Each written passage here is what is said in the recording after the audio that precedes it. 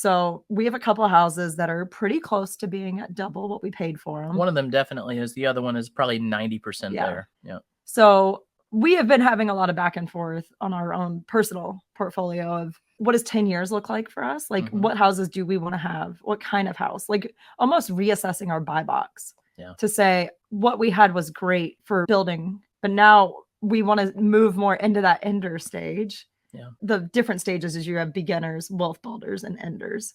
And enders are the people that are kind of winding down active investing and are looking to just enjoy the fruits. Yeah, the fruits of the labor. So we've been assessing our portfolio and seeing what do we want to hold for 10 years or, past 10 years and what's kind of our ideal retirement portfolio. Yeah. And we just took a hard look at our list of houses and we just took a good hard look and said, all right, keep or sell.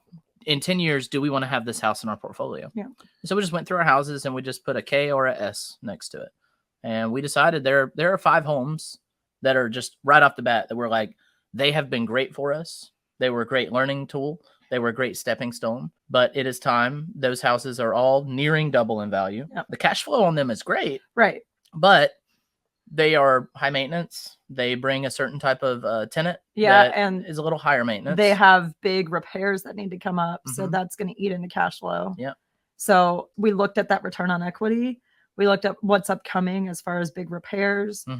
We looked at, I guess, the time involved with them and how much time we were spending managing that property, and made a decision that we are going to sell a couple of our houses in the near future. So the idea is we're going to take some equity out of these houses we're going to sell, and we're going to put it into a new venture. Now, something we have been very interested in, but haven't really jumped off the ledge yet, is short-term rentals.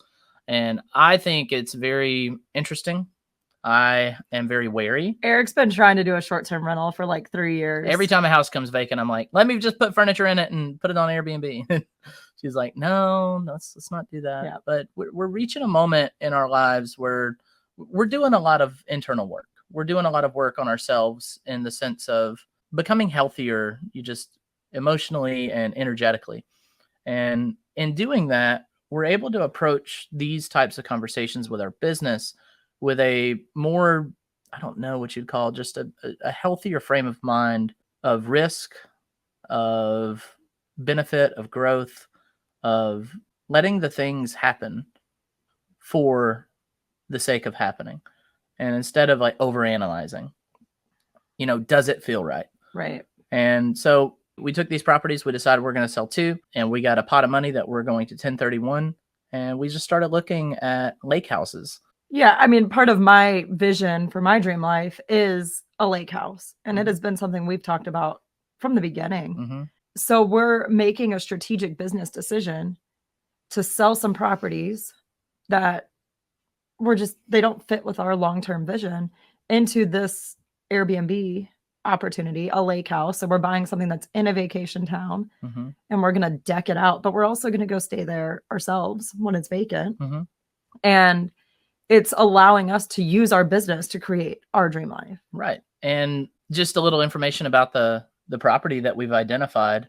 And, it's just the idea of the property. It's just a beautiful 3-story lake house that has beautiful balcony views. And it will have, when we're done with it, 6 or 8 bedrooms and 4 bathrooms. Well, and I personally want to create a home where people can bring in, like all of their family for get-togethers, reunions, for Christmas, for Thanksgiving, or masterminds can bring the retreats there. Yeah. I mean, we're launching our mastermind in the next couple of weeks. And I envision probably not our first retreat, but our second retreat being there. Yeah. And having the space for everyone to have their own room and to be, in the same house together, networking and, go jump in the lake if you want to jump in the lake or sit on the patio. Like it's just a beautiful setting. And even if it's not this house, we are going to find a house that works. Yeah. And I guess all of this to say is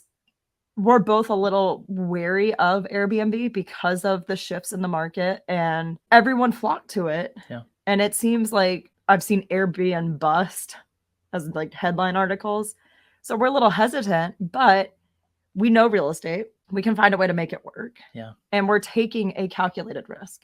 And we're going into it in a equity position. Absolutely. To where we're not going to be over leveraged on this home. Well, we haven't talked about this, but like our worst case scenario is that we move out of our house into the lake house and rent out our home. Mm-hmm.